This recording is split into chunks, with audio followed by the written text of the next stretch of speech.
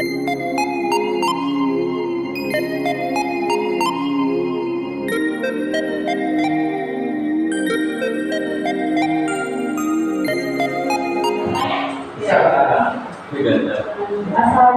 warahmatullahi wabarakatuh.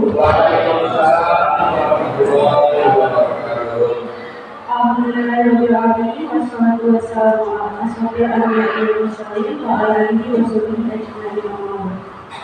Pertama-tama marilah kita semua panjatkan puji dan syukur kepada Allah Subhanahu wa Ta'ala yang telah melimpahkan rahmat dan hidayahnya kepada kita semua, karena telah diberikan kesehatan, rezeki dan kesempatan yang baik untuk terus meningkatkan diri dan berproduktivitas.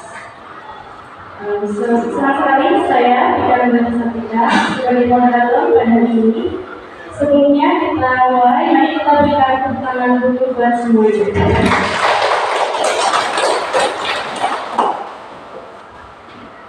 Acara hari ini adalah dengan tema destinasi disiplin positif sebagai salah satu tugas aksi nyata program pendidikan guru program.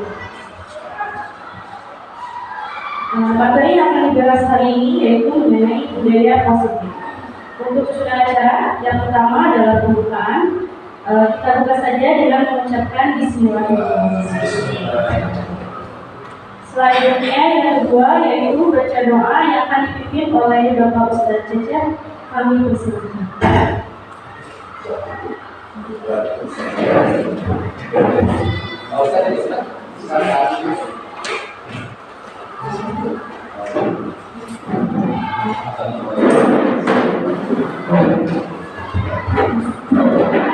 Assalamualaikum warahmatullahi wabarakatuh. Para hadirin yang dirahmati Allah sekalian, ditafsir maqasid Bapak Hasil SPDI Bapak Yusrian SPDI Al-Fatihah. Alhamdulillah Bismillahirrahmanirrahim. Alhamdulillahirabbil alamin. Arrahmanir rahim. Maliki yaumiddin. Iyyaka na'budu wa iyyaka nasta'in. Ihdinas siratal mustaqim. صراط الذين أنعمت عليهم غير المغضوب عليهم ولا الضالين. اللهم صل على سيدنا وحبيبنا وشفيعنا وكريمنا محمد وسيدنا وبارك وعلى كل سنة الحمد لله رب العالمين. حتى يأتي عرض الفجر الجميل إلى ربنا نتوحدك من الرسول والكتاب بالعظيم السلطان. اللهم صل على سيدنا محمد وعلى آل سيدنا محمد. اللهم اغفر لنا ذنوبنا اللهم اغفر لنا ذنوبنا اللهم اغفر لنا ذنوبنا وابن آخرنا وأمهاتنا وجدنا وجدنا وولدنا وشيخنا ومشايخنا وأن تحسن لنا مقاصدنا وأن تحسن لنا مقاصدنا إن مقاصد الدنيا والآخرة وتحصل بالقصد والآخرة وترزقنا عملا نافعا وترزقنا علما نافعا وترزقنا علما نافعا وعملا ربنا ورزقا واسعا كما كل شيء خير فقد آتنا في الدنيا حسنة وفي الآخرة حسنة وقنا عذاب النار. سبحان ربك رب العزة عما يصفون وسلام على المرسلين والحمد لله رب العالمين. Al-Fatihah. Alhamdulillah من الشيطان الرجيم. بسم الله الرحمن الرحيم. الحمد لله رب العالمين الرحمن الرحيم مالك يوم الدين. إياك نعبد وإياك نستعين اهدنا الصراط المستقيم صراط الذين أنعمت عليهم غير المغضوب عليهم ولا الضالين. السلام عليكم ورحمة الله وبركاته.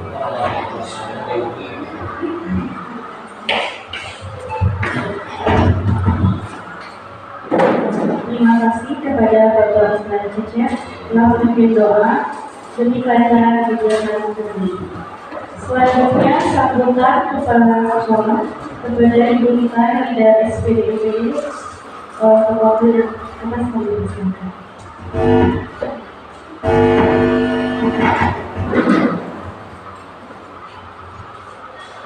Bismillahirrahmanirrahim. Assalamualaikum warahmatullahi wabarakatuh. Waalaikumsalam. Bapak Ibu Guru SMP Negeri 2 kaum keluarga yang sangat saya banggakan, saya hormati dan saya cintai. Alhamdulillahirobbilalamin, kita panjatkan puji syukur kehadiran Allah Subhanahu wa Ta'ala yang dengan kasih dan sayang Allah, maka pada hari ini kita masih diberikan kesehatan lahir batin, kekuatan untuk berada di ruangan ini, dan sudah diberikan hujan, ya. Itu hal-hal yang kadang-kadang terlewat untuk kita syukuri. Dengan hadirnya kita di sini, sebuah hal yang sangat kita syukuri, karena pada hari ini kita akan bertambah ilmu lagi. Hari ini saya senang sekali berada di ruangan ini pada acara diseminasi budaya positif. Jadi diseminasi itu apa sih? Diseminasi. Kemarin kita ada diseminasi. Apa sih diseminasi? Diseminarkan. Ya, diseminasi itu adalah menyebarkan atau mengimbaskan atau menceritakan ulang, menyampaikan apa yang sudah Bu Ai dan Pak Agus dapatkan untuk disebarkan di sekolah. Ya, itu namanya diseminasi. Jadi kita patut berbangga karena hari ini Bu Ai dan Pak Agus akan diseminasikan budaya positif, ya. Kemudian juga menjadi motivasi buat kita semua. Sekarang itu ada pendaftaran guru migran angkatan 11. Bapak Ibu guru silakan kasih PKB-nya, kemudian daftar. Cuma sayangnya kadang-kadang terbentur usia, kadang-kadang lagi terbentur dengan NUPTK, gitu ya. Bapak Ibu, hari ini alhamdulillah kita sangat beruntung ada Bapak Kabin SMP yang hadir ke sekolah kita. Oleh karena itu pada kesempatan ini saya paksa untuk ruangan ini untuk memberikan sambutan, ya, agar kita lebih termotivasi lagi di dalam tugas-tugas kita. Silakan.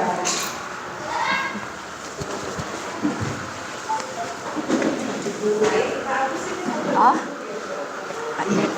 Assalamualaikum warahmatullahi wabarakatuh. Bismillahirrahmanirrahim.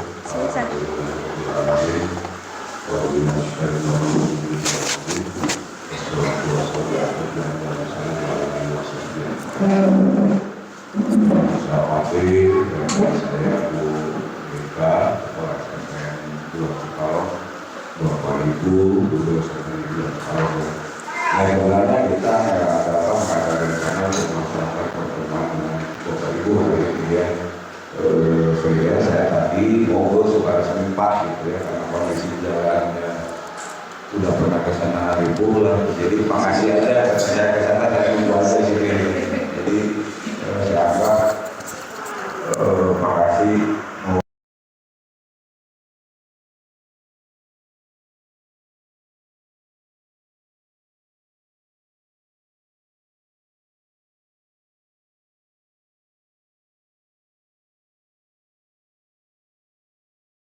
Ya, 21 tahun ya, itu geng motor. Maka berarti kalau misalkan berbicara 21 tahun, maka ini bukan anak-anak lagi, tapi tetap anak-anak menjadi korbannya, ya, menjadi korbannya. Kan ini viralkan ya, video ini pasti Bapak Ibu nggak sendiri. Nah, ketika video ini viral, kita proseslah di Polsek Pacet. Belum juga kita beres proses masalah kekerasan di Polsek Pacet, ini kan anak-anak ratusan orang nyerang ke sana. Untung-untungnya sama Polres ketangkap, ya. Kalau misalkan kita itu tuh ada sekitar 100 kurang yang ketangkap, jadi banyaknya banyak yang lari. Ini capek nggak bagi saya? Capek juga. Saya ngeberesin, ini anak itu kan dibawa truk dalmas, mau budak tina jalan stopan itu tuh, 2 truk loh. bawa tuh. Saya nyelesain, anak bisa pulang ke rumah sampai jam 12 malam. Nah jadilah kajian itu teh. Nah kami teaching, udah dipanggil terus ke Polres. Saya bisa ngeluarin anak itu. Tatkala anak yang melaksanakan kekerasan tersebut, ya waktu ditahan di Polres ya, orang tua harus datang, kepala sekolah harus datang, RW atau RT harus datang, terus kepala desa. Nah, berarti ada 4 komponen yang harus hadir. Terus membuat suatu kesepakatan di situ. Setelah kesepakatan terjadi, ditandatangan baru bisa pulang. Nah, kita bayangin ngeluarin 76 anak sampai jam 12 malam. Jadi itu capek juga ya. Nah itu jadi otak intelektualnya yang jelas yang dewasa. Jadi yang di grade level itu kalau misalkan anak nih kabur jam 10, maka larinya itu grade level. Di situ tuh apa? Dia ngasih duit, setor duit sama makanan. Itu kan udah pola-pola nggak bener ya. Kejadian Ciranjang misalnya, anak keluar dari rumah Kamis sore, nggak pulang, pulang Jumat meninggal. Nah ini saya katakan gini, bahwa bullying kekerasan bisa kita selesaikan kalau sinergitas kita semua berjalan. Artinya peran orang tua, ya, ketika anak mau kemana pun berarti orang tua tahu. Saya yakin saya ini di sini ada kelas kan, saya bikin guru WA dengan orang tua. Kalau misalkan tadi yang berjalan sampai jam 2, kalau pulang misalkan sampai jam 3, maka setengah 3 harus ada di rumah. Kalau misalkan tidak ada kegiatan yang lain kan. Nah ketika setengah 3 tidak ada di rumah, coba peran orang tua nanya ke wali kelas apakah ada kegiatan atau tidak ada kegiatan. Nah ketika sinergitas terjadi seperti itu, saya yakin bullying tidak akan pernah terjadi. Ya, karena bullying itu kalau misalkan saya analisa, saya lihat tidak pernah terjadi di sekolah. Sekarang ini peserta kecil. Pasti di mana? Di luar setelah proses pembelajaran. Jadi saya inginkan ya bahwa peran wali kelas kita semakin ini harus semakin dikuatkan, gitu ya, supaya kekerasan ini tidak terjadi. Yang malunya lagi, setiap kejadian saya informasi selalu dari Pak Bupati dulu. Saya tanya sama Pak Bupati, ini Pak kami ini ada kejadian meninggal di sini. Loh kita nggak tahu. Nah jadi sekarang kan setiap bulan bentuk perwaksis ya. Nah, jadi peran perwaksis satu masalah sosialisasi, yang kedua lebih ketika ada kejadian cepat-cepat laporan kita, jadi kita tidak ketika saya datang pada malam minggu sama Pak Bupati. Bupati manggil saya, kejadian katanya kejadian Pak Abi, saya itu apa tadi? Jadi ulah lebih kami gitu ya. Jadi nah ketika ini peran sekolah kadang takut melaporkan itu ya. Jadi menurut saya kejadian yang berat itu dulu yang kami lapor nanti punya informasi yang betul bisa membantu sekolah sehingga sekolah tidak diulang lagi. Contoh yang tinggal di Ciranjang kan itu dipanggil kepala sekolahnya ya sama reskrim. Nah ketika dipanggil tidak berkomunikasi dulu saya dia takut, tapi ketika saya kasih pemahaman masalah itu jadi nyampe sudah bisa takut gitu. Jadi sekali lagi saya pikir ya peran wali kelas dengan orang tua supaya lebih dikuatkan lagi. Saya yakin ketika sinergitas wali kelas dengan orang tua siswa terjalin sinergi yang baik, bullying atau kekerasan saya yakin akan bisa dikikis. Nah jadi ribut akhirnya setiap yang punya kekerasan tinggi di mana kan viralkan supaya pelakunya cepat tertangkap. Kata ribut ke saya naon begini apa begitu, nanti wartawan polisi langsung nanya ke kita, kita nggak tahu ini SMS gimana gitu kan. Kalau misalkan jawab kemarin iya kejadiannya kapan saya menjawabkan saya malah harus saya dikasih info sama polisi gitu kan. Jadi semakin bingung gitu ya. Maka ada lagi supaya kejadian kekerasan tidak terjadi gitu kan. Bisa dipakai itu berarti ketika Bapak Ibu melaksanakan ini, maka peran tugas saya akan semakin ringan gitu ya. karena kita yang ngurusin bukan manusia ini saja, melalui fisik apapun kita urus, sehingga ketika di lapangan kondisi baik, maka berarti minimal beban pekerjaan saya akan menjadi ringan gitu ya. Itu ya. Kalau sekali lagi silakan Bapak itu bikin masalah, itu beres itu Bapak. Saya besar ya. Gitu. Kemarin tuh dari 22 sampai juga sampai wartawan dari Bandung datang ke saya gitu kan, itu masalah guru juga gitu ya. Jadi ketika kalau bisa dicari, saya yakin Bapak Ibu kita akan nyaman. Bapak Ibu silakan berkarir, kita harus punya mimpi. Jangan berkata cukup jadi guru saja, jangan begitu ya. Dan saya itu akan pensiun, saya semakin gini semakin tua. Siapa yang boleh dikatakan pasti Bapak Ibu semua yang ada di ini gitu ya. Saya nggak berangan, nggak berkata-kata jadi kami enggak lah gitu ya. Tapi ketika takdir mengatakan itu ya kita jalankan aja. Ketika di jalannya alhamdulillah kita sudah 2 tahun saya di kader gitu ya. Mudah-mudahan kita bisa berhasil keyakinan saya gitu ya. Sekali lagi saya ingin berusaha komunikasi Bapak Ibu bikin bersama perayaan lebaran buat sekolah. Ketika ada ya Bapak Ibu terbaik, insya Allah banyak yang akan menghargai. Dan Bapak Ibu insya Allah akan ada suatu hari yang akan Bapak Ibu peroleh.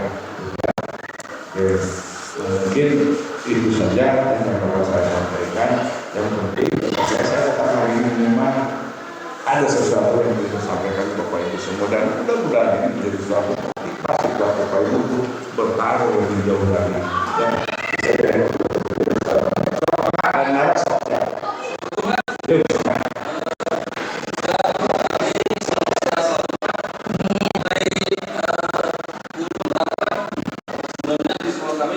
Banyak yang muda-muda yang dibutuhkan Pak. Cuman masalahnya ada beberapa teman yang UMPTK ini tidak ada Pak. Bagaimana supaya mereka bisa dapat? Misalnya Pak, terima kasih. Assalamualaikum warahmatullahi wabarakatuh. Kalau dulunya yang mereka jadi guru pernah punya Guru baru. oh guru baru. Kita gini aja, udah komunikasi belum ke pegawai PGDK? Oh, nah sebenarnya gini ya, dalam regulasinya sudah jelas ya. Kalau misalkan kita ingin memiliki satu RPTK itu harus ada PSK-an ya dari kepala dinas atau bupati gitu ya. Nah, ketika memang kita belum ada, sabar dulu aja sebentar, karena memang regulasinya begitu ya. Kalau tidak begitu saya bantu ya. Hari ini juga saya bantu, saya ngomongin lah ke pegawai ada gitu. Nah, beda cerita dengan sekolah-sekolah swasta. Nah, pengajuan RPTK cukup dengan SK yang ditandatangani oleh kepala yayasan, ketua yayasan. Itu regulasinya gitu. Jadi yang jelas bersama dulu sebentar, mudah-mudahan ada suatu regulasi yang baru yang bisa memperbaiki posisi Bapak Ibu semua. Gitu ya.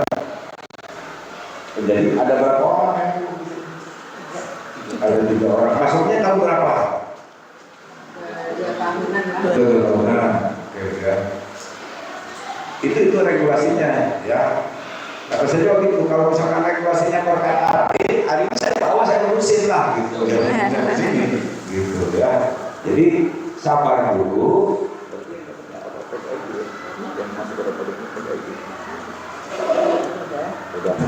Yang penting udah masuk kan di daporiknya ya. Oke ya. Untuk belajar aktif mereka. Saya beri satu lah karena foto datanya ya apa jadi bermanfaat Bapak Ibu ya. Kalau misalkan kita melihat undang-undang ASN ya yang dikeluarkan 2014, kita lihat itu dalam undang-undang. Yang dimaksud dengan ASN itu ada 2, 1 PNS, 2 P3K. Regula ASN itu berlaku untuk sekolah-sekolah negeri dan pemerintah negeri. Artinya pemerintah suatu saat harus mengeksekusi, tidak ada guru honor lagi. Di dua cekanya memang mulai guru honor. Nah, coba pakai kumaha saya. Kalau mudah-mudahan kelihatan regulasinya minimal P3K, berarti minimal Bapak nanti jadi P3K. Yang penting prinsipnya kita gini, harus ada kesabaran dulu, gitu ya. Harus ada kesabaran dulu, ya. Regulasinya sudah jelas. Beda dengan di swasta. Kalau misalkan instansi pemerintah seperti itu Cikalong, kita regulasinya ke undang-undang ASN, di situ jelas yang dimaksud dengan ASN, PNS sama P3K. Maka berarti tidak ada guru honor. Nah kita yang honor gimana? Ya wayang nggak jadi P3K gitu tuh kan. Kalau mau harus dieksekusi aturan itu. Kalau misalkan tidak itu bisa di PT UN kan. Jadi kuncinya Bapak Ibu, bersabar lah gitu beberapa tahun akan. Saya gini nih ya, saya makan beda dengan bapak-bapak, saya mah terus kalau bapak-bapak ibu, wah ini bisa urut jauh. Artinya saya ke ngorak kuliner beda dengan bapak-bapak ayeuna.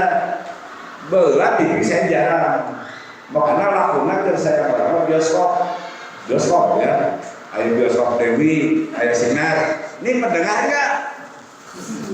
Ya. Ini tahu kan ini stasiun ya, stasiun Cianjur. Ini ada nih, itu namanya bioskop Sinar. Ya. Nah kita gini dulu loh, kan beda dengan sekarang di TV itu film bagus-bagus, di YouTube bagus-bagus. Dulu nggak ada YouTube lah, usia muda ya. Namun hayang nonton berarti kan bioskop saya, gitu kan.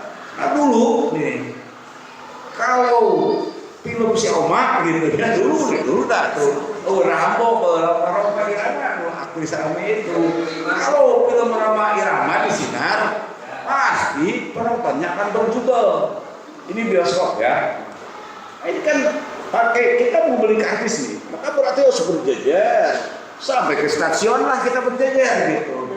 Ini mah saya ke orang gitu, jadinya ngomong pengalaman. Kita ada ke YouTube, itu kan berjejer gitu ya. Ini bioskop. Ini tempat masuk kan, kita berjejer di sini. Jadi karena film kita anggap bagus, maka kasih penontonnya akan panjang. Disitulah dalam berarti kita harus punya suatu keyakinan. Artinya gini, ini taruh antrian 50 orang di sini ya. Ini antrian nomor 10. Ini antrian nomor 50. Berarti kita sudah bisa memprediksi kalaupun bioskop ini penuh, makanya nomor 10 saya yakin bisa masuk. Maka berarti yang tidak punya kesabaran kan harusnya nomor 50. Wah kebahagiaan ya pasti itu bioskopnya. Berarti saya percuma misalkan antri lebih kali kira gua dapat asal itu.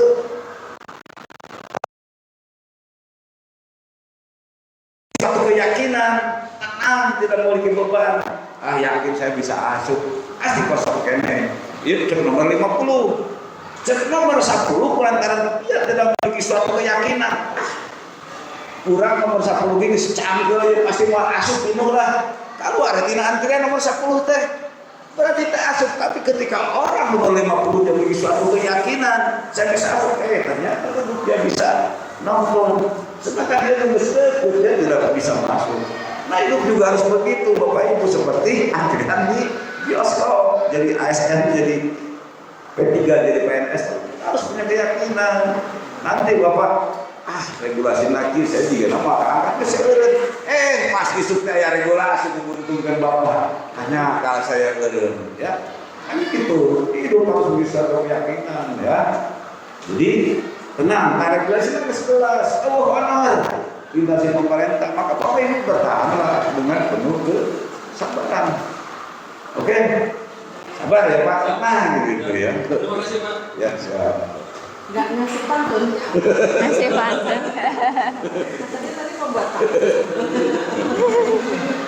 Baik, terima kasih Pak Kabid atas sambutannya. Silakan dilanjutkan. Iya, terima kasih. Kita akan Pak Kabid akan istirahat dulu.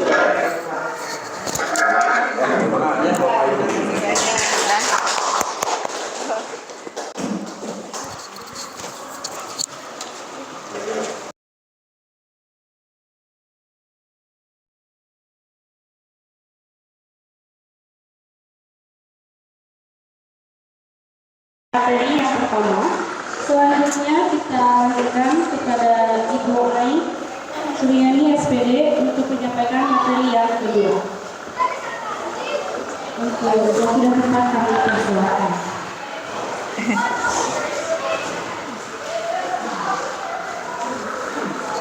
Baik, Assalamualaikum warahmatullahi wabarakatuh. Baik, alhamdulillahirabbil alamin.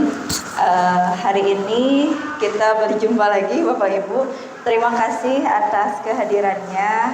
Saya mengucapkan terima kasih yang sangat kepada Bapak Ibu. Baik Bapak Ibu, sebetulnya agak sedikit membingungkan karena materinya itu sama, yaitu tentang budaya positif. Tetapi mungkin ini perspektif yang berbeda. Seperti tadi ketika melihat baju yang gaun itu, ternyata setiap orang punya cara pandang yang berbeda. Ketika saya dan Pak Agus belajar tentang materi yang sama, ada yang sama tetapi juga pasti memiliki cara pandang yang berbeda atau dari sudut yang berbeda. Tapi mohon maaf kalau misalnya nanti ada materi yang berulang, berarti ya memang materinya seperti ini. Baik, yang akan saya diseminasikan adalah tentang budaya positif. Apa itu budaya positif? Ya. Budaya positif itu adalah sebuah nilai kebajikan. Tadi sudah Pak Agus jelaskan nilai kebajikan itu seperti apa. Misalnya nilai kebajikan membuang sampah pada tempatnya atau menjaga kebersihan lingkungan. Itu adalah nilai kebajikan. Nah, nilai kebajikan ini akan menjadi keyakinan di dalam diri. Keyakinan bahwa membuang sampah itu bagus, membuang sampah pada tempatnya itu bagus, atau menjaga lingkungan itu positif lah, seperti itu. Setelah menjadi keyakinan di dalam diri, pada akhirnya lama-kelamaan akan menjadi satu karakter. Yang namanya karakter itu kan mau dimanapun, mau kapanpun, bagaimanapun keadaannya tetap akan melekat di dalam diri kita. Nah, betul, tidak akan berubah. Itu yang dikenal dengan budaya positif. Jadi sebetulnya yang ditargetkan itu bukan hanya disiplin karena ada peraturan, bukan hanya karena ada yang tadi dibilang reward ataupun punishment, tetapi berasal dari dalam diri sendiri, ya, menjadi karakter yang tumbuh dalam diri sendiri. Nah, ini tentang budaya positif. Ada satu pertanyaan pemantik, boleh dilanjut? Ini ada pertanyaan pemantik yang bisa Bapak Ibu pikirkan. Nanti saya ingin pendapat dari Bapak dan Ibu. Pertanyaannya adalah bagaimana cara mendisiplinkan murid? Kemudian yang kedua, siapakah yang bisa mendisiplinkan murid? Apakah gurunya? Apakah kepala sekolah? Atau orang tua? Atau murid itu sendiri? Gimana? Ya. Jadi pertanyaannya bagaimana cara mendisiplinkan murid? Kemudian siapa yang bisa mendisiplinkan murid? Lalu siapa gurunya, kepala sekolahnya, orang tuanya, atau murid itu sendiri? Lalu mengapa? Ada yang mau memberikan pendapat? Silakan. Kira-kira siapa yang bisa mendisiplinkan murid? Orang tua. Boleh Pak Deden dengan alasannya, silakan. Kalau di sekolah, Ya. mungkin kedisiplinan murid itu kalau guru, atau seluruh dewan guru yang berada di sekolah. Betul.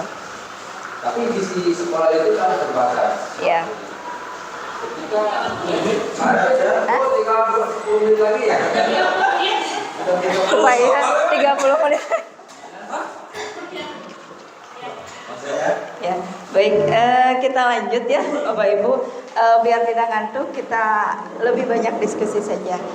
Dilanjut ya Pak Deden, mohon maaf tadi terpotong. Jadi lupa.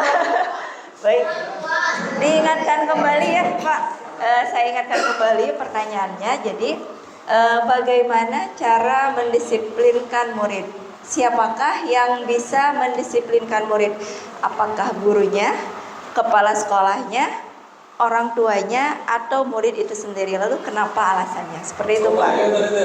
Baik, sekarang saya berubah. Tadi kan Semuanya. Ya. Kenapa semuanya? Satu, mulai dari orang tua. Mungkin sejak kecil bisa mendisiplinkan anak. Dan jika masuk sekolah dengan batas waktu yang hanya 6 jam untuk sekolah, tapi yang paling banyak mendisiplinkan anak di rumah. Sekolah oke, kita disiplinkan. Tapi kalau di rumah setelah disiplinkan sekolah membiarkan di rumah, saya yakin itu tidak akan sampai. Betul. Adalah sementara ya. Boleh Ya, tambahkan? boleh Pak. Ada satu lagi Pak, lapor di rumah. Betul. Ya, terima kasih. Tepuk tangan untuk Pak Jam dan ada lagi silakan Pak Dedi. Siswa mungkin diri kita dulu yang Diri. Ya, kalau Pak Denny lebih ke self discipline mungkin ya, seperti itu. Ada lagi yang punya pendapat lain mungkin yang sedikit berbeda dengan Bu Ade? Bagaimana pendapat Bu Ade?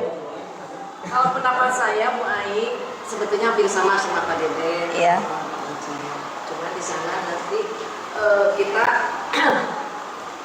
buat kesepakatan. Gitu. Iya, betul. Jadi kesepakatan ini merupakan peraturan di sekolah atau di kelas yang masuk di kelas. Jadi anak-anaknya tahu konsekuensinya. Betul. Dia melakukan ini, misalnya begitu. Jadi anak-anaknya ini secara mandiri bisa disiplin.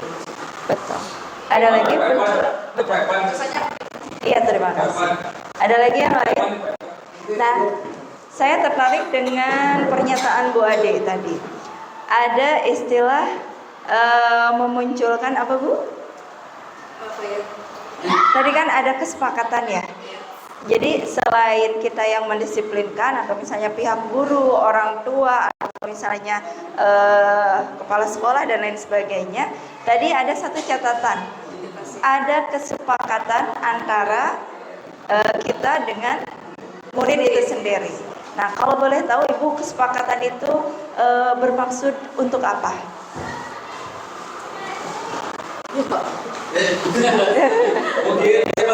Boleh silakan. Iya, silakan. Iya. Jadi kesepakatan yang dimaksud oleh Pak itu untuk sama-sama menjalankan. Iya. Jadi kita tawarkan seperti kita tawarkan kepada siswa, kita sepakati, kita jalankan. Betul. Jadi kita saling sepakat. Begini Iya, Pak, boleh. kenapa dibuat kesepakatan? Ya supaya di lingkungan sekolah atau di kelasnya itu terjaga keamanan, kenyamanan, begitu. Iya. Ketertiban, gitu maksudnya. Iya. Jadi kalau misalnya saya bayangkan ininya ya. Sebentar.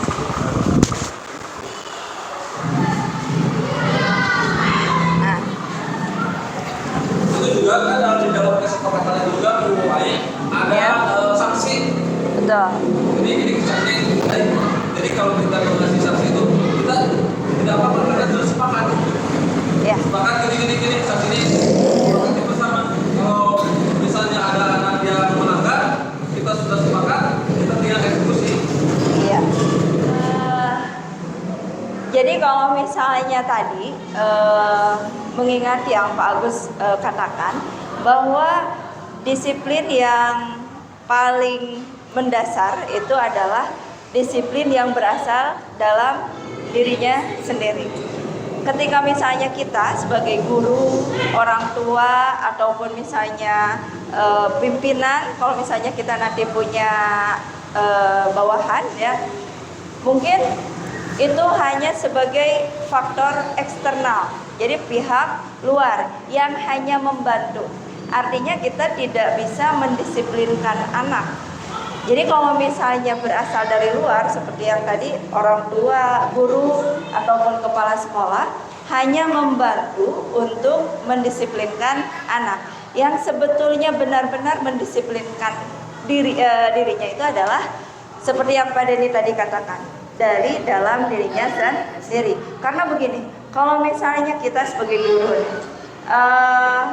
anak hanya misalnya disiplinnya karena ada kita. Ketika anak berada di luar kelas, tidak ada pengawasan dari kita, anak tidak akan disiplin. Makanya tadi yang Ibu Ade katakan betul sekali, harus ada kesepakatan. Kalau adanya kesepakatan, artinya kita itu sedang menggali keyakinan anak bahwa hal-hal positif yang harus dilakukannya itu benar-benar berasal dari keyakinan siswa itu sendiri. Maaf ya, Bu, berisik. Belum. Nah, ini ada tentang disiplin positif. Apa bedanya dengan disiplin seperti biasanya? Kalau kita kan, oh kamu harus disiplin. Tetapi sekarang diambil kata disiplin positif. Mungkin yang terlintas di dalam pikiran kita bahwa yang namanya disiplin itu terkait dengan aturan, apalagi bahkan mungkin lebih terkait dengan hukuman, konsekuensi dan lain sebagainya. Nah, disiplin positif di sini adalah jadi lebih ke pendekatan menerapkan disiplin dalam diri anak tanpa hukuman dan hadiah yang tadi Pak Agus bahas. Ada beberapa pendapat menurut Ki Hajar Dewantara mengatakan bahwa menciptakan murid yang merdeka dalam belajar dan dalam segala hal, syarat utamanya adalah harus ada disiplin yang kuat. Nah, disiplin yang kuat itu yang dimaksud di sana adalah disiplin diri. Jadi harus berasal dari dalam dirinya sendiri atau datangnya dari motivasi internal. Terus kemudian ada lagi menurut Dian Goosen dalam bukunya Restructuring School Discipline juga mengatakan seperti hal tersebut, sejalan dengan Ki Hajar Dewantara, bahwa yang dimaksud dengan disiplin itu konotasinya lebih ke self discipline atau disiplin diri. Nah, kenapa? Karena kalau misalnya disiplinnya berasal dari dalam diri sendiri, itu akan lebih melekat kuat selamanya. Kalau misalnya disiplinnya hanya karena misalnya ada gurunya, ada orang tuanya, karena ada pengawasan dan lain sebagainya, itu mungkin hanya pada kondisi tertentu, seperti itu ya. Mohon maaf Dika. Baik. Nah, yang tadi bahwa ketika melakukan sesuatu, manusia itu pasti memiliki motivasi. Ketika ingin melakukan satu hal, ada motivasi yang ada di dalam diri manusia. Ada 3 tingkatan. Yang paling rendah itu adalah menghindari ketidaknyamanan atau hukuman. Misalnya, anak bebersih atau membersihkan lingkungan. Nah, membersihkan lingkungan itu hanya karena misalnya takut Ibu Ade marahin, atau hanya takut misalnya tidak boleh ini, tidak boleh, jadi karena ada hukuman. Nah, itu adalah berarti kalau anak seperti itu adalah motivasinya yang paling rendah, yaitu menghindari ketidaknyamanan atau hukuman. Tingkatan berikutnya, tahap yang kedua, yaitu ingin mendapatkan imbalan, hadiah atau penghargaan. Jadi misalnya jika mungkin sekarang yang saat ini terjadi, anak-anak itu rajin bersih teh, tapi kalau hanya ada Pak Dika sama Bu Pika keliling karena ingin mendapatkan penghargaan, ingin menjadi juara kebersihan. Jadi itu sudah bagus, tetapi belum mencapai motivasi yang intrinsik. Yang 2 ini masih motivasi ekstrinsik atau yang dari luar. Artinya kalau yang dari luar ini tentu ketika tidak ada Pak Dika atau misalnya tidak ada Bu Ade, anak-anak tidak akan melakukan kebersihan atau tidak akan menjaga lingkungan. Nah, yang paling tinggi levelnya motivasi perilaku manusia itu adalah yang ketiga, yaitu untuk menjadi orang yang mereka inginkan, penghargaan terhadap dirinya sendiri dengan nilai-nilai yang mereka percaya. Nah, makanya tadi Bu Ade mengatakan sebaiknya ada kesepakatan dengan dibentuk keyakinan. Keyakinan itu untuk apa? Untuk ini. Jadi ketika mereka sudah paham dengan apa yang mereka yakini, ada nilai-nilai yang mereka yakini, itu motivasinya bukan lagi karena ada hukuman atau karena ada penghargaan, tetapi karena mereka ingin menghargai dirinya sendiri, mereka benar-benar melaksanakan apa yang mereka percaya. Seperti itu. Lalu coba kita bayangkan, menurut Bapak Ibu, manakah di antara ketiga motivasi perilaku manusia ini yang paling banyak yang mendasari perilaku murid-murid yang ada di sekolah kita? Nomor satu, masih banyak nomor satu ya. Nomor dua juga mungkin ada. Nomor tiga kira-kira ada? Ada, tetapi mungkin persentasenya hanya sedikit, tidak banyak. Nah, mungkin itu adalah PR untuk kita bersama. PR-nya adalah kita bagaimana mendorong agar anak ini memiliki motivasi yang intrinsik dalam disiplin diri, seperti itu. Mbak Dika, aduh, Mbak Dika jadi operator. Jadi tujuan disiplin positif itu adalah menanamkan motivasi yang tadi, yang ketiga, pada murid kita, yaitu untuk menjadi orang yang mereka inginkan dan menghargai diri mereka sendiri dengan nilai-nilai yang mereka percaya. Jadi kalau misalnya mereka memiliki motivasi yang ketiga, mereka akan motivasinya itu akan berdampak jangka panjang dan tidak terpengaruh mau ada hukuman ataupun penghargaan. Enggak. Jadi mau ada hukuman tetap berjalan, tidak ada hukuman tetap berjalan, ada penghargaan tetap berjalan, tidak ada penghargaan pun tetap berjalan. Nah, itu berarti motivasinya sudah motivasi yang intrinsik, seperti itu. Boleh dilanjut, Pak Dika? Nah, lalu bagaimana cara kita sebagai guru untuk menanamkan disiplin positif yang tadi, yang ketiga ini kepada murid-murid kita. Nah, untuk memahami ini, saya ingin Bapak Ibu mengamati video berikut ini, ya. Iklan dulu, ya. Bentar, karena pasti sudah siang. Oke.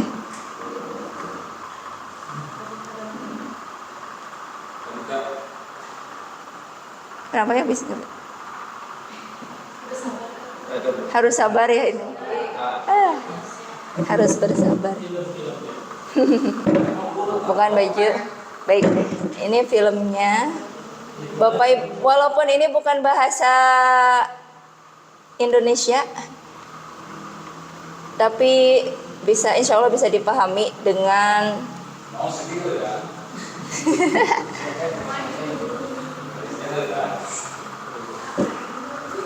ya.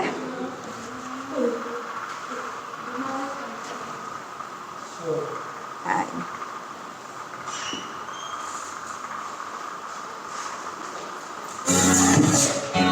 Oke.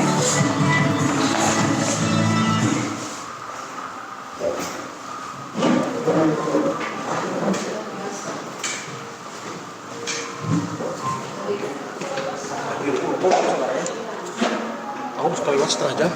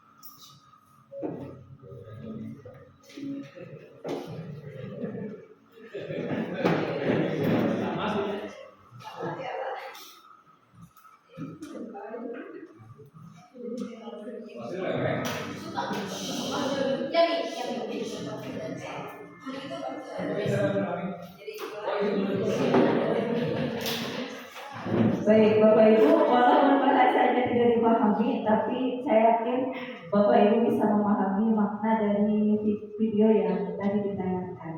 Nah, sebelum saya ingin meminta pendapat Bapak Ibu, saya ingin melanjutkan dulu sebentar. Tadi sudah dibahas bahwa setiap apa yang kita lakukan itu sebetulnya ada yang mendasarinya, yaitu yang tadi sudah dijelaskan juga oleh Pak Agus tentang kebutuhan dasar manusia. Ada 5 ya: bertahan hidup, kasih sayang dan diterima, penguasaan atau pengakuan, kebebasan dan kesenangan. Yang tadi boleh lagi, Pak. Kemudian itu kalau misalnya dari segi setiap manusia ketika mau melakukan sesuatu, misalnya tadi anak tadi kesiapan pasti ada yang mendasarinya. Kemudian kita sebagai guru juga memiliki berdasarkan hasil penelitian ternyata ada 5 posisi kontrol yang bisa dilakukan oleh guru.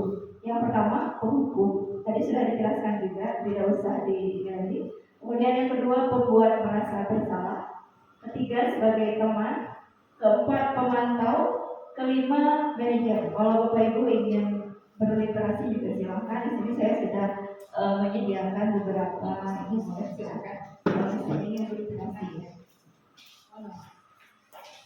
Baik, silakan lanjut selanjutnya. Nah, mari kita diskusikan. Setelah Bapak Ibu mengamati video yang tadi, kemudian tadi dikaitkan dengan 5 kebutuhan dasar manusia atau perilaku manusia. Kemudian yang ketiga dari posisi kita sebagai kontrol. Saya ingin bertanya ke Bapak Ibu. Berdasarkan video yang telah kita amati, menurut Bapak Ibu, kebutuhan dasar apa yang ingin dipenuhi oleh murid tersebut? Ya, tadi kan kegiatan terus ya. Kemudian yang kedua, menurut Bapak Ibu, tadi Bapak gurunya yang kata bahasa kayak habis sih. Posisi kontrolnya itu yang mana? Apakah sebagai penghukum, sebagai teman, pemantau, atau pembuat rasa bersalah, atau sebagai manajer? Lalu yang terakhir yang ingin saya diskusikan adalah posisi kontrol mana yang sekarang kita, Bapak Ibu, sering lakukan, dan menurut Bapak Ibu itu paling cocok dengan kondisi sekolah kita, kondisi murid-murid di sekolah kita, dan menurut Bapak Ibu itu yang paling efektif dan paling bagus. Boleh. Yang ingin berkomentar di nomor 1 siapa? Silakan. Menurut Bapak Ibu, kebutuhan dasar apa yang ingin dipenuhi oleh tadi anak yang tadi? Selanjutnya bisa ke belakang tuh Kebutuhan dasar manusia bertanya. Jadi yang bertahan hidup, kasih sayang dan diterima, penguasaan atau pengakuan, kebebasan, kesenangan. Jadi itu masih diingat ya penjelasan bagus. Kalau bertahan hidup lebih ke yang primer, makan, rumah dan lain sebagainya. Kasih sayang dan diterima berarti menginginkan perhatian, kasih sayang. Kalau penguasaan, pengakuan berarti lebih ingin penghargaan. Kebebasan lebih freedom, artinya lebih tinggi daripada hanya pengakuan. Dan yang terakhir kesenangan, berarti ingin mendapatkan rasa kebahagiaan. Baik, silakan bisa berkomentar. Menurut Bapak banyak, ini yang tadi video yang tadi Kasih sayang dan diterima. kasih sayang. Kalau yang lain ada yang berbeda? Sama.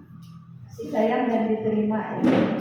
Kalau yang nomor 2-nya posisi kontrol guru. Kita sebagai guru tentu tidak akan jauh dari posisi kontrol yang tadi yang 5. Boleh di kira-kira kalau Bapak yang tadi itu yang mana? Yang berbuat masalah. Iya.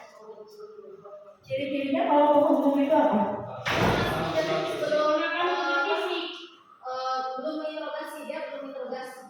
Jadi udah mental aja. Betul.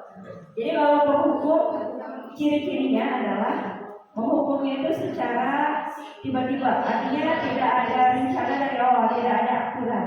Dengan dalil harus mematuhi kata Ya. Kemudian yang kedua lebih ke fisik, dan biasanya penghukum itu tidak pernah bertanya kenapa. Jadi anak itu kesiangan kenapa langsung ya. Betul sekali. Kalau membuat rasa bersalah bagaimana? Setelah dia tahu, dia Jadi proses Kalau membuat merasa bersalah, biasanya akan membuat anak itu merasa bersalah, merasa rendah diri, merasa tidak nyaman. Misalnya begini, Bu Asri menyuruh anak untuk mengerjakan tugas, atau misalnya menyuruh anak untuk mengikuti disiplin sekolah, misalnya rambutnya harus pendek. Nah, ini rambutnya kenapa panjang? Kamu kok nanti ibu yang disalahin sama kepala sekolah. Jadi anaknya merasa bersalah. Betul, akibat perbuatannya ada dampak buruk yang timbul. Iya, betul. Kalau teman, kita kayak teman, jadi lebih dekat, lebih persuasi, ajakan. Kayak misalnya Ade sama jadi gimana? Desi banyak dengan Pak Evan seperti itu. Sampai mati ya.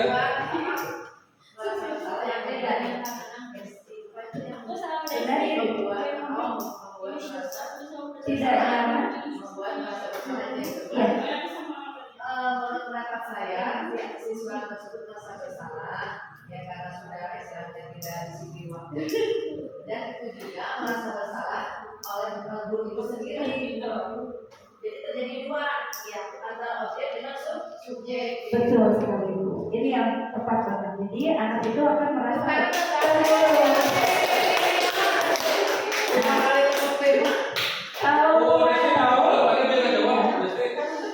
pemantau atau pengawas itu biasanya hampir mirip dengan penghukum, tapi hukumannya itu adalah konsekuensi berdasarkan aturan. Kayak misalnya di sekolah kita, kalau misalnya 3 kali tidak masuk sekolah akan dikunjungi ke rumah, atau misalnya kalau misalnya tidak menggunakan atribut upacaranya di sebelah sini. Nah itu berarti pemantau berdasarkan aturan. Biasanya kalau pemantau mirip dengan penghukum, kalau penghukum biasanya hukumannya itu tiba-tiba tidak berdasar.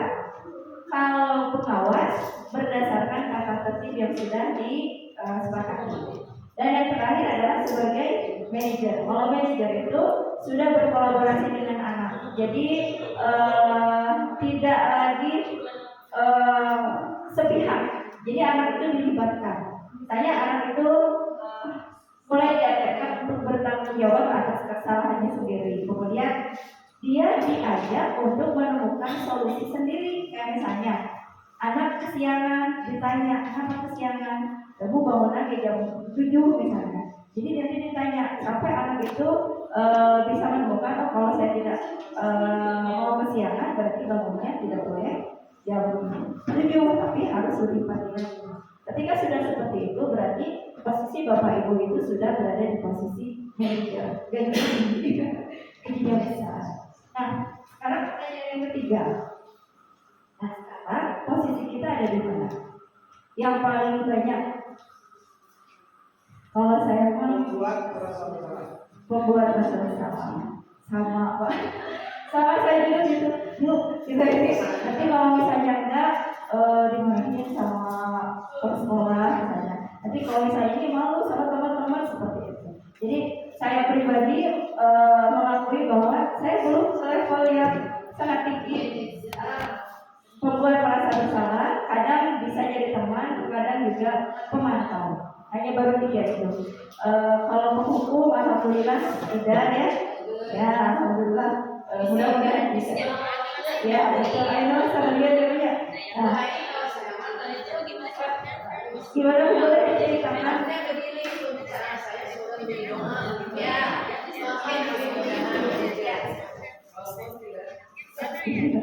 Kalau posisi gimana posisi? Sudah ada di posisi mana posisi? Posisi kamu jaga gawang. Ya, silakan. Kemarin pas pembukaan buat dan saya ada siswa yang belum saya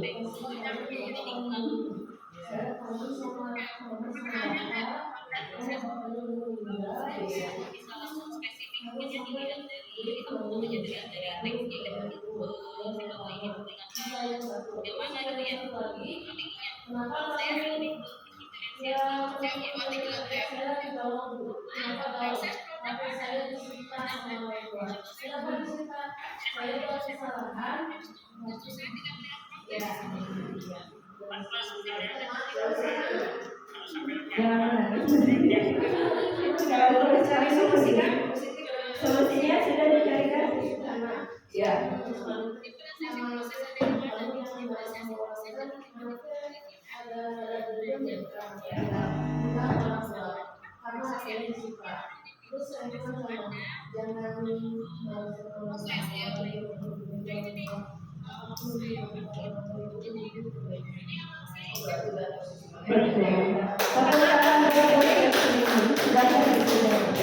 Satu lagi ya, kalau Bu Emi cukup ya. Tadi nggak mau ditanya Bu Emi. Posisi Bu Emi sebagai guru sudah ada di posisi mana? Sebagai pembuat kesalahan atau pemantau atau ini? Sebagai teman tapi mesra? Iya. Ya. Sebagai teman. Boleh diceritakan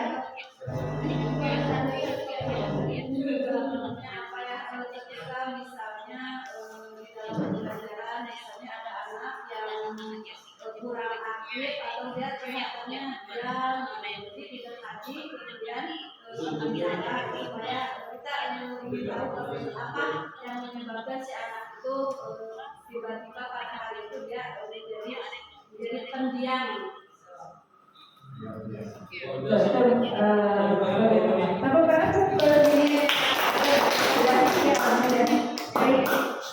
Jadi sebetulnya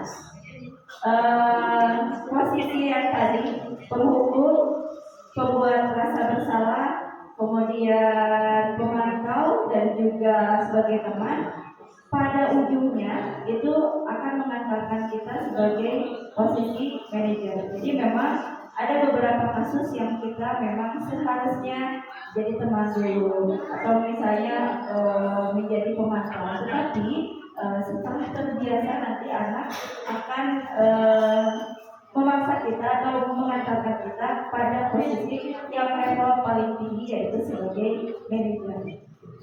Boleh dilanjut berikan. Nah ini sebetulnya hal baru buat saya, yaitu segitiga restitusi.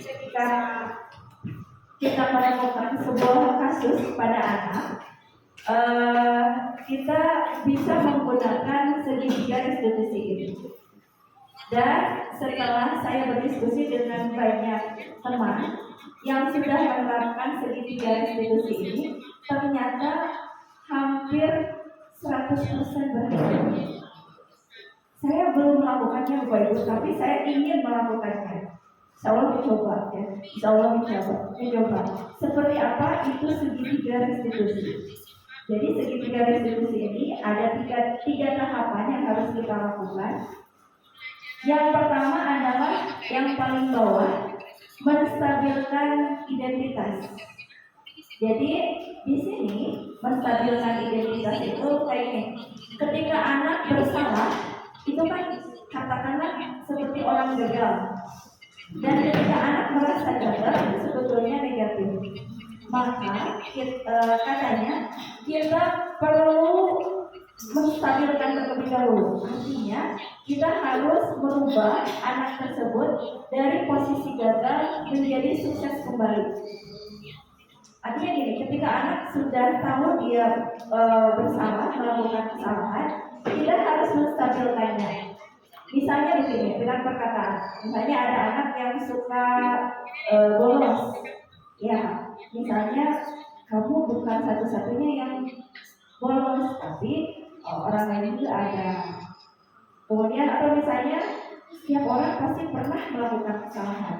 Artinya anak itu tidak benar-benar terpuruk kayak tadi misalnya sebagai pembuat merasa bersalah, dia udah merasa bersalah, disalahin lagi sama bapak ibu gurunya. Jadi kan double merasa bersalah. Nah, jadi posisi kita itu harus menstabilkan anak ini agar dia ketika bersalah dia menyadari kesalahannya, tapi kita pun harus menstabilkannya.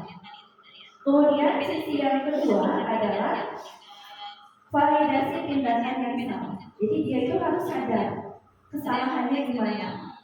Bukan kita yang menyatakan dia salah, tapi dia yang menyadari kesalahan kamu apa. Dan tentu saja sesuai dengan yang tadi bahwa setiap perilaku seseorang itu pasti ada tujuannya. Kita harus tahu dulu alasan dia melakukan kesalahan itu apa. Jadi kita harus tanya dulu. Kayak misalnya ada anak kesiangan, kayak tadi dulu, tapi kita harus tanya dulu. Kita validasi dulu. Kenapa dia melakukan hal tersebut? Kenapa dia kesiangan? Jadi kamu misalnya pertanyaan kamu tentunya punya alasan mengapa kamu melakukan hal tersebut. Kalau kesiangan, kamu pasti punya alasan kenapa kesiangan. Kemudian selain menanyakan alasan, kita pun harus mendorong dia untuk mencari solusinya. Mencari solusinya itu artinya gini. Ketika kesiangan kayak tadi kesiangan, ada cara yang lebih efektif atau misalnya cara lain agar dia tidak kesiangan. Seperti itu ya, misalnya itu. Apakah cara yang lebih efektif untuk mendapatkan apa yang kamu butuhkan? Misalnya tadi, misalnya anak tidur di kelas, itu kan kesalahan. kita lihat motivasi dia kenapa tidur kenapa. Misalnya dia bosan, berarti kesenangan. Dia motivasinya kesenangannya tidak terpenuhi. Artinya kita harus mencari cara bagaimana kesenangannya itu terpenuhi. Misalnya kalau dari kitanya pembelajarannya berarti harus lebih menarik seperti itu. Lalu sisi yang ketiga adalah menanyakan keyakinan yang tadi yang Bu Adit bilang. Artinya ketika kita sadar, anak itu sadar dengan kesalahannya, harus menyadari apa yang benarnya itu seperti apa. Jadi harus dia yakini. Misalnya tentang tadi kesiangan, kita harus tanyakan kalau yang kesiangan itu sudah benar atau menyalahi aturan atau tidak. Kalau misalkan anak menyalahi aturan, harusnya bagaimana? Ya, pertanyaan juga ya ini ya. Berarti keyakinannya itu misalnya yang harusnya datang tepat waktu. Nah, menanyakan keyakinan ini harus kita tanyakan ke anak. Nah, setelah itu kita juga kamu misalnya ingin menjadi orang yang seperti apa? Tapi kalau misalnya dia dari kesiangan, kita tanyakan kenapa, lalu keyakinan dia sebetulnya yang baik itu seperti apa, lalu kita tanyakan nanti kamu mau seperti apa. Sebetulnya saya juga belum benar-benar paham karena belum mempraktekkan, tapi informasi dari beberapa rekan saya ketika menggunakan segitiga restitusi ini hampir 100% berhasil. Sampai saya kemarin di sini beliau mengatakan 10 kasus yang berat yang dia hadapi menggunakan segitiga restitusi ini ternyata berhasil. Nah, mudah-mudahan kita pun dengan banyak sekali anak yang punya beberapa kasus ya, misalnya mudah-mudahan bisa kita coba dengan sedikit.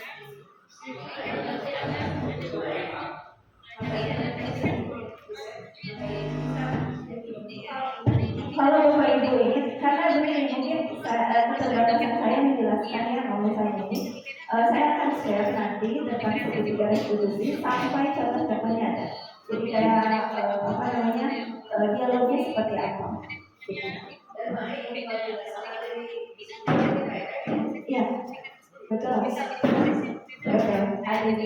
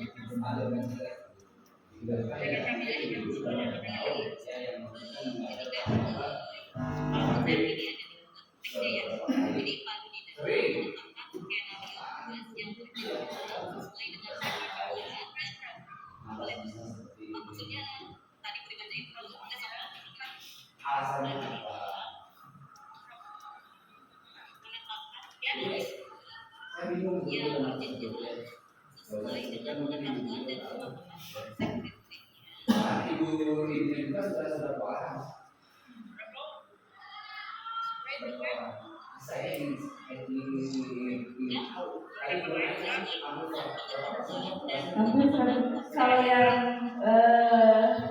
diinginkan oleh rekan saya dan juga Bapak, katanya hampir 100% belum berhasil. Ya bisa kehadiran, kalau misalnya kan banyak kan, kalau misalnya tidak disebutkan juga banyak, itu hanya sebagai contoh saja. Ya, betul. Karena begini ya, saya yakin secara naluriah kita, walaupun misalnya anak itu sampai dibongong gitu ya, pasti dia itu ketika dipilih kamu salah dan disalahkan seperti itu, tentu hatinya tidak akan merasa nyaman, tidak merasa enak, dan ada satu teori juga Bapak Ibu, ketika misalnya kita sebagai penghukum kita menyalahkan anak terus menerus, kita ungkit kesalahan secara terus menerus, anak itu justru akan menjadi pemberontak. Jadi kan dia sudah meyakini bahwa dirinya jelek, dia tidak mau berubah gitu. Jadi cenderung untuk berontak dan tetap berada di situ, tidak mau berubah. Nanti untuk materi segitiga restitusi ini akan saya share, insya Allah banyak dan mudah-mudahan bermanfaat untuk kita. Ada yang ingin disampaikan mungkin dari Bapak Ibu? Sudah. Pak Nana mungkin ingin menyampaikan sesuatu. Cukup? Ya. Mohon maaf Bapak Ibu, penyampaian saya kurang dipahami atau misalnya belum mumpuni ilmunya, bukan berarti saya dan suami di sini sudah bisa atau sudah mempraktekkan atau sudah yang paling bagus, tetapi ini mah tugas tugas harus diupload untuk mendiseminasikan terkait ini. Mudah-mudahan walaupun sedikit ada manfaatnya. Atas kehadiran Bapak Ibu, semoga kebaikan Bapak Ibu dibalas oleh Allah dengan yang sangat luar biasa, yang lebih semoga Bapak Ibu disehatkan semuanya, dimudahkan segala urusannya, disehatkan badannya, keluarganya, semuanya. Terima kasih Bapak Ibu atas kehadirannya. Assalamualaikum warahmatullahi wabarakatuh.